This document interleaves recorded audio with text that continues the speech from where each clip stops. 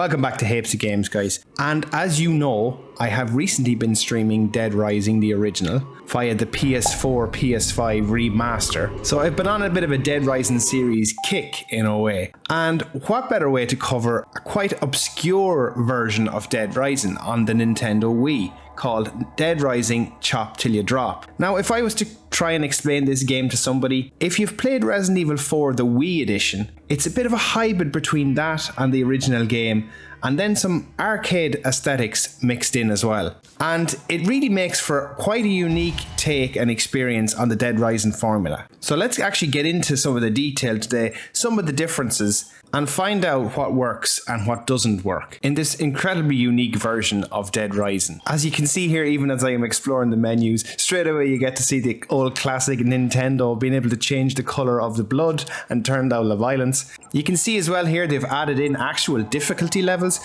which also isn't present in the original game. So easy, normal, hard.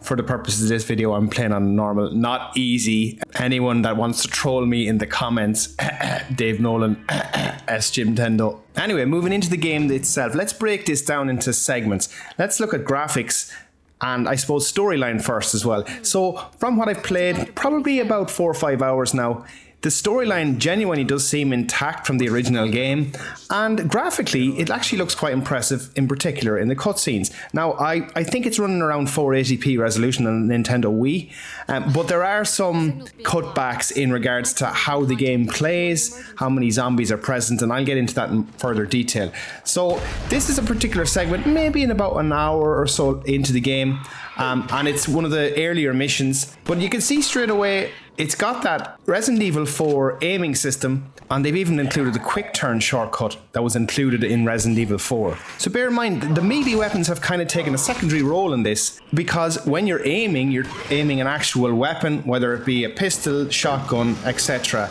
And then you can pick up one single melee weapon, and it looks like they've picked probably the best weapons from the original game and imported them here, which you can only actually carry one at a time. They can break like they do in the main game as well, but the durability seems to be much higher here, probably because of the fact is you just can only carry one. So it's meant to be a real hybrid blend of that Resident Evil 4 formula for the Nintendo Wii, where you can instantly kind of hot swap between using your weapons and using the melee weapons. There is also, bear in mind, some kind of other weapons that need to kind of be controlled, or kind of like a vehicle in a way.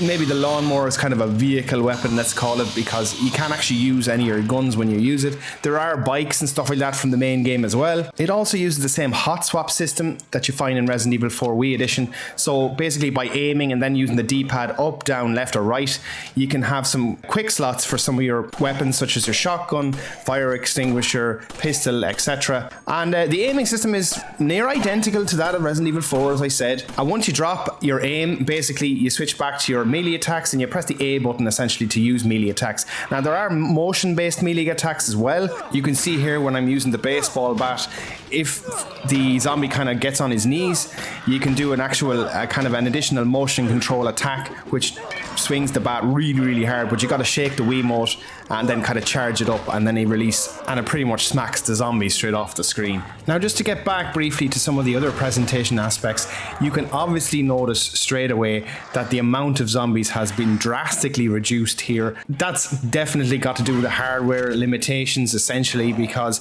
at the time on the Xbox 360, Dead Rising was a powerhouse and pretty much was something that hadn't been done before, that had this quantity of zombies on the screen.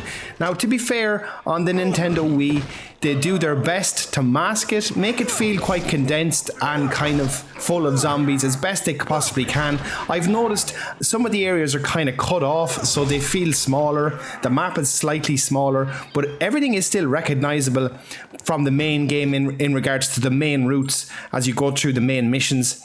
So now that I mentioned the main missions, let's go through the mission structure. There's actually two types of missions. You might notice as well, there's actually no timer, so there's no 72-hour mode. That's gone. They pretty much removed that, but there are the case files, and the case files follow the normal path and trajectory that the main game did. However, you're not locked into a restrict time to complete those missions.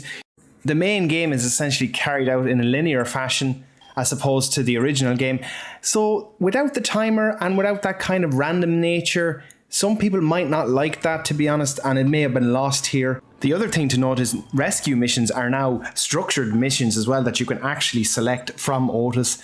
The one positive thing about Otis is he's not ringing you every 5 seconds on the fucking phone like he does in the main game, thank God.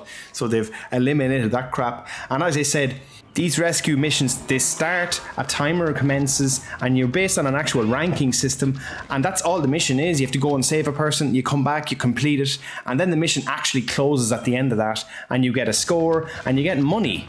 And that money can be used to buy new weapons when you get further into the game in a gun shop.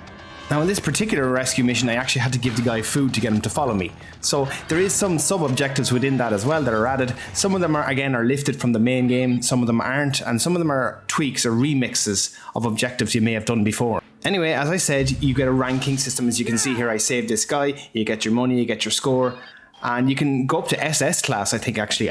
You can repeat those missions as well if you wish. What's interesting here too is I'll go into the inventory management a little bit more in a few minutes, but you can actually use this to pause the game and actually heal people rather than actually have them handed food and that kind of finicky nature of the original game. There was a lot of jank in the original game. That's kind of eliminated that here as well by being able to actually actively heal them in the pause menu essentially. So leveling up as well works the same as it did in the original game. So rescuing survivors, killing zombies, beating bosses, same thing. You level up.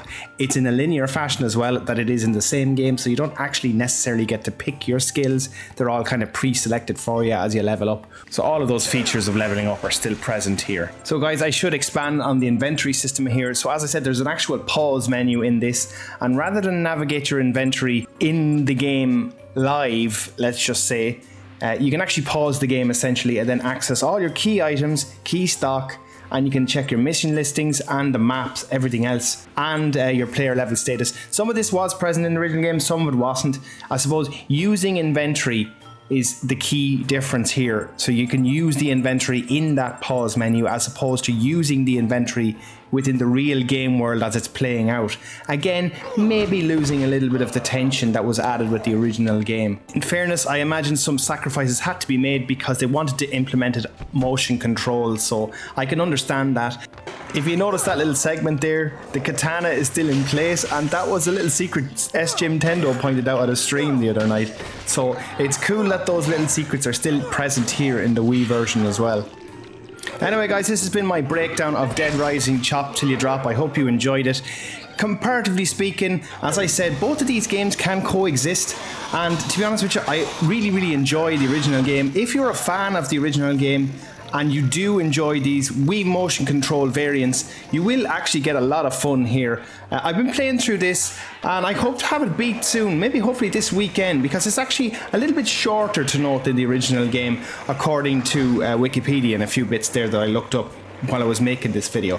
But anyway, really enjoying this. Great take on the formula. Guys, if you like what you see, please make sure you like, subscribe, hit the bell, and as always, I'll see you in the next video. Thanks for watching.